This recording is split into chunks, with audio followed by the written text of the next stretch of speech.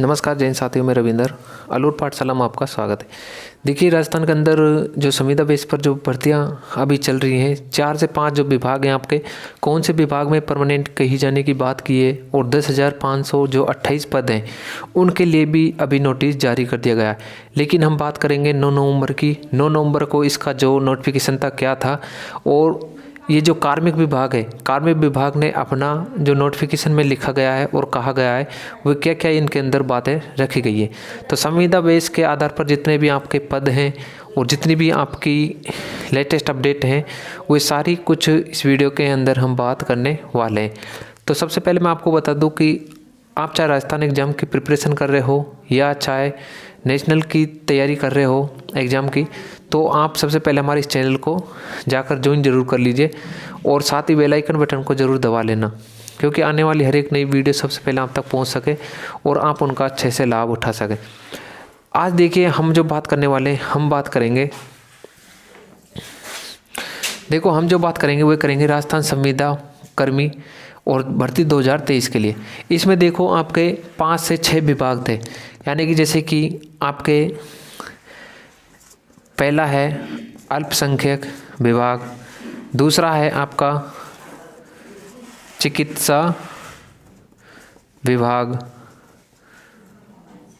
उसके बाद आपके थर्ड है जैसे कि जनता जल योजना वाले, जनता जल योजना वाले। उसके बाद आपके फोर्थ हैं, देखो चिकित्सा में तो आपके जीएनएम एएनएम वाले सारे आ जाएंगे। अल्पसंख्यक है, जनता जल विभाग है।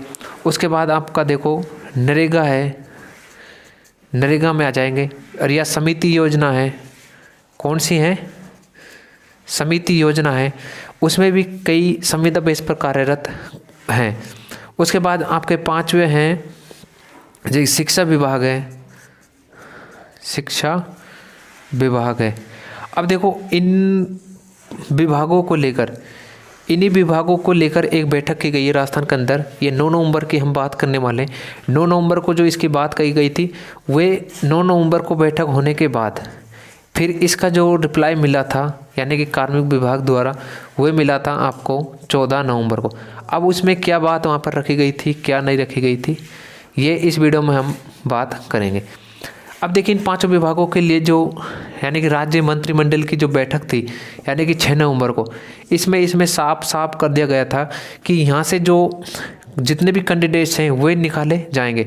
जैसे कि 9 वर्ष वाले, 12 वर्ष वाले और 15 वर्ष वाले।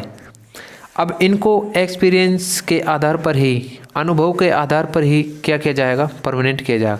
जैसे 9 वर्ष वालों के लिए 3 वर्ष, 12 वालों के लिए 4 वर्ष, 15 वालों के लिए 5 वर्ष। इनको इतना अनुभव देने के बाद, इतना अनुभव सर्टिफिकेट देने के बाद इन विभागों में से ही इन कैंडिडेट्स को निकाला जाएगा। और इस मंत्रिमंडल की बैठक जो 6 नवंबर को हुई थी, इसमें इनको लिखा गया है कि इनके लिए पोस्ट जारी की गई थी 10,528 पद। ये आपने नोटिफिकेशन पढ़ा भी होगा और अन्य सोशल मीडिया पर देखा भी होगा। तो ये वही पोस्ट हैं, इनमें से ही ये जो 5 विभाग हैं इनके अंदर से ही इन पोस्टों को निकाला गया है। और इन्हीं पोस्टों पर ही 10,528 कैंडिडेट को क्या किया जाएगा, परमानेंट किया जाएगा। तो आपको परमानेंट होने की जो प्रोसेस है वो पता लग गया होगा। और जो विशेष प्रावधान है, ये आप यहाँ पर देख रहे होंगे, विशेष प्रावधान संविदा कर्मियों के लिए क्या है। देखो, विशेष प्रावधान जो संविदा कर्मियों के लिए क्या है, तो मैं आपको बता दूं।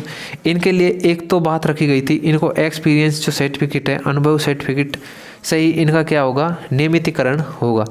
लेकिन अब मैं आपको बता दूं कि हर एक विभाग, जैसे कि अल्पसंख्यक विभाग है, चिकित्सा विभाग में जैसे कि होने वाले जीएनएम एएनएम, जनता जल योजना में भी आपको पता है 1782 कैंडिडेट को परमानेंट कही जाने की बात हो रही है।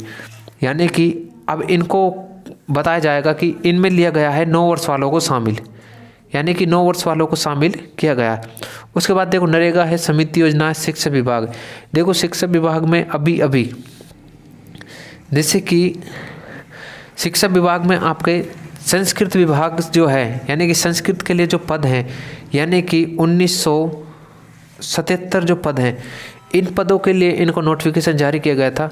और हर एक स्कूल में संविदा बेस पर और या जो आपके टीएसपी नॉन टीएसपी क्षेत्र हैं उसमें आपको संस्कृत का ज्ञान के लिए या शिक्षा विभाग के द्वारा वहाँ पर उनको पोस्टें दी जाएंगी 1977। और वे क्या होंगे, वे भी संविदा बेस पर होंगे। क्या होंगे, संविदा बेस पर होंगे। ये सब भी आपने न्यूज़ इधर उधर से पढ़ ली होंगी, लेकिन जो मैं आपको बता रहा हूँ ये एकदम जो नोटिफिकेशन में कहा गया है, जो भी नोटिस में मिला है वह मैं आपको अपडेट बता रहा हूँ। तो ये थी इसकी प्रोसेसिंग। अब जो 6 नवंबर को बैठक हुई थी मंत्रिमंडल की बैठक, वो इसमें इसी मैटर को रखा गया था और ये 5 विभागों से ही इन पदों के लिए परमानेंट किए जाएंगे 10,528 पद।